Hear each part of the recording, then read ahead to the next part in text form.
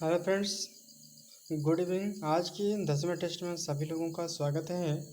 आज का हमारा विषय है कि मध्य प्रदेश की अर्थव्यवस्था के अंतर्गत उन सभी मार्कर के प्रश्नों को हम कवर करेंगे। 3 मार्कर हो चाहे 5 मार्कर हो या फिर 11 मार्कर हो, ये सभी का अध्ययन करेंगे।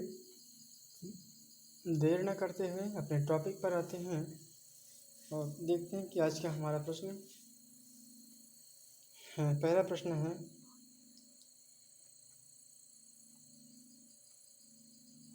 कि मध्य प्रदेश की अर्थव्यवस्था में विभिन्न क्षेत्रों का योगदान को बताइए।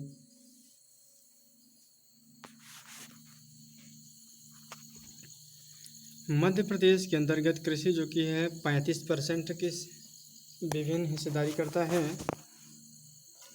और उद्योग में देखें तो 25% है, सेवा क्षेत्र में 40%। इन सभी का रोल प्ले अच्छा खासा है। दूसरा प्रश्न है कि जनघनत्व, मध्य प्रदेश का जनघनत्व, इसे हम 3 मार्कर में लिखेंगे। पहले इसकी जनघनत्व को, औसत जनघनत्व जो कि 236 प्रति वर्ग किलोमीटर है। सर्वाधिक जनघनत्व भोपाल में 855 है, 855 व्यक्ति प्रति वर्ग किलोमीटर है। सबसे कम जनघनत्व डिंडोरी में है, 94 व्यक्ति प्रति वर्ग किलोमीटर है। तो उम्मीद करता हूँ कि आप लोगों को समझ में आ गया हो। ये ज़्यादा कॉन्सेप्ट चीज़ नहीं है, इसे थोड़ा रटना पड़ेगा।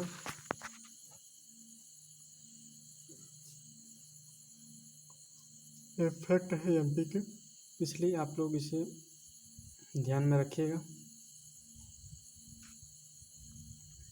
अगला प्रश्न है कि मध्य प्रदेश में सर्वाधिक लिंगानुपात के 3 जिलों के नाम लिखिए। ये भी फ्रेंड्स आप लोगों को ध्यान में रखना पड़ेगा, क्योंकि इसे डाटा है। इन डाटा को 3 मार्कर में अधिकतर पूछा जाता है, लेकिन मेंस में देखा जाए तो इसी को 3 मार्कर में भी पूछ लिया जाता है। पहला है बालाघाट।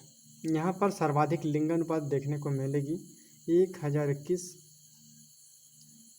है। अलीराजपुर में जो कि 1009 है, और वहीं मंडला में देखें तो मंडला जिला में 1008 है। तो यदि आप लोगों को प्री में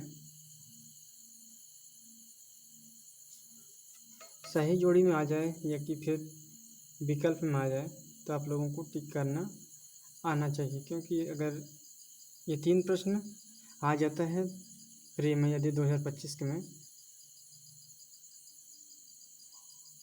तो वहाँ पर आप लोगों को देखना होगा कि प्रश्न किस हिसाब से पूछ रहा है। यदि सर्वाधिक पूछेगा तो आप लोगों को पहला वाला लगाना होगा बालाघाट। यदि न्यूनतम पूछेगा तो मंडला लगाना होगा। वहाँ पर अधिकतर आप लोगों से यही पूछा जाएगा कि सर्वाधिक क्या है या फिर न्यूनतम क्या है, यही अधिकतर पूछेगा। मिडिल वाला कम लोग पूछते हैं। चौथा प्रश्न है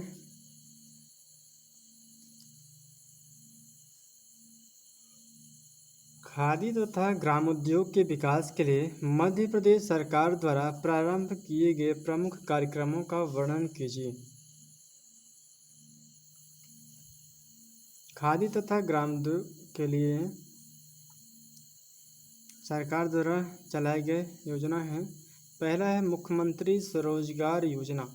इसके तहत विनिर्माण एवं सेवा क्षेत्रों में स्वयं का उद्योग स्थापित करने के लिए न्यूनतम 20,000 का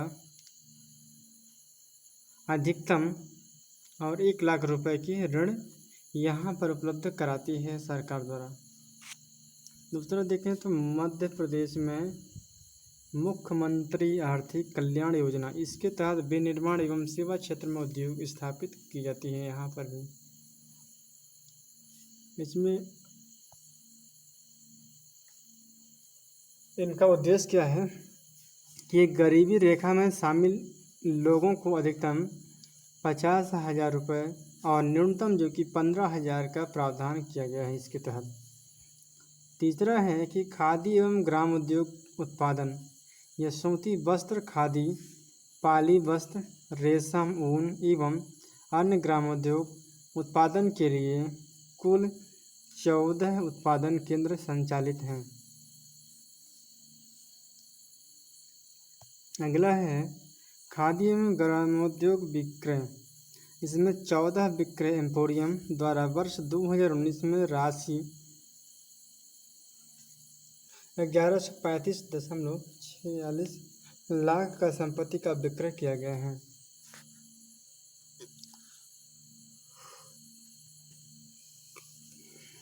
अगला प्रश्न है कि जनसंख्या वृद्धि का मध्य प्रदेश की अर्थव्यवस्था पर क्या प्रभाव पड़ा है, उसका वर्णन कीजिए। जनसंख्या वृद्धि का मध्य प्रदेश की अर्थव्यवस्था पर क्या प्रभाव पड़ता है, उसका वर्णन कीजिए। कि मध्य प्रदेश की कुल जनसंख्या देखें तो 726,809 है। इस विशाल जनसंख्या का मध्य प्रदेश की अर्थव्यवस्था पर प्रभाव जो कि निम्नलिखित देखेंगे। इनका पहला देखते हैं कि हमारी अर्थव्यवस्था को किस प्रकार प्रभावित करते हैं। पहला कारण है कि जनसंख्या का विस्फोट होना। 1951 में प्रदेश की जनसंख्या लगभग कितना थी कि 1.86 करोड़ थी। वहीं 2012 से बढ़कर ये 726,809 हो गई।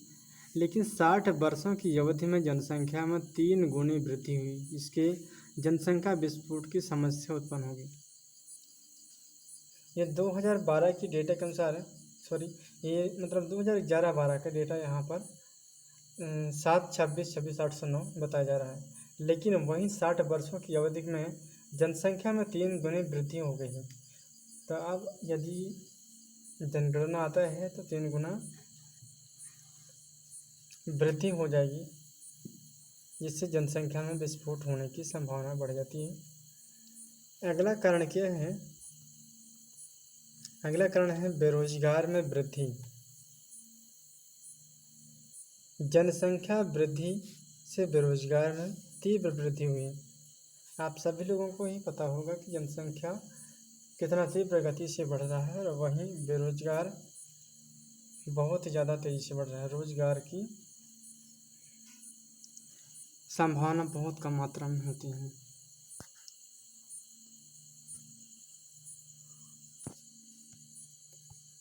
तीसरा कारण है कि गरीबी में वृद्धि। बेरोजगार का सीधी परिणाम क्या है कि गरीबी होता है। गरीबी में वृद्धि से प्रदेश में चोरी हो जाती है, चोरी के बाद डकैती है, अपराध, ये सारी समस्याएं बढ़ जाती हैं। चौथा कारण है कि भूख एवं कुपोषण में वृद्धि। बिल्कुल सही है। यदि आप लोगों को रोजगार नहीं मिलेगा तो आप लोग अपने परिवार का भरण पोषण किस प्रकार करेंगे। यदि न्यून मात्रा में आप लोगों को भोजन या पौष्टिक चीज़ नहीं मिल पाएगा तो आप लोगों को सभी को मतलब इस समस्या से गुजरना ही पड़ेगा।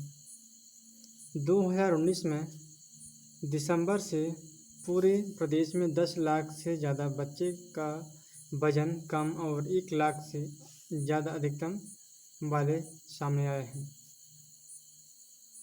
जनवरी 2020 में कम वजन वाले 12,000 से ज़्यादा तथा 1573 बच्चे अति कम वजन वाले दर्ज किए गए हैं। पांचवा कारण क्या है कि निम्न जीवन स्तर।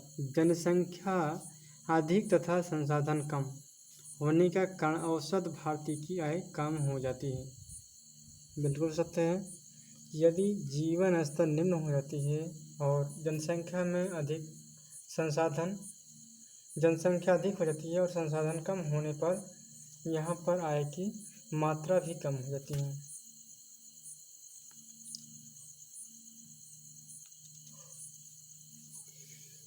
अगला कारण क्या है कि कृषि उपज का निम्न स्तर। उन्नत बीजों एवं उर्वरक का प्रयोग सीमित क्षेत्र में होता है, इससे कृषि उपज पर प्रतिकूल प्रभाव डालते हैं। सातवां है कि औद्योगिक क्षेत्र में निम्न स्तर। जनसंख्या की तीव्र वृद्धि के कारण औद्योगिक क्षेत्र में भी निम्न वृद्धि देखने को मिलती है। अगला है कि अपराधी कारण चोरी हो गया, चोरी के बाद डकैती है, हत्या है, शराब एवं जुआ है, वेश्यावृत्ति, हड़ताल, धरना जैसी आपराधिक गतिविधियों में वृद्धि देखने को मिल जाती है। तो इस प्रकार आज का टेस्ट यहीं पर एंड करते हैं। फिर नेक्स्ट टेस्ट में 11 में जब अगले दिन 11वें टेस्ट पर फिर मुलाकात होगी। तब तक के लिए थैंक यू सो मच। जय हिंद, जय भारत।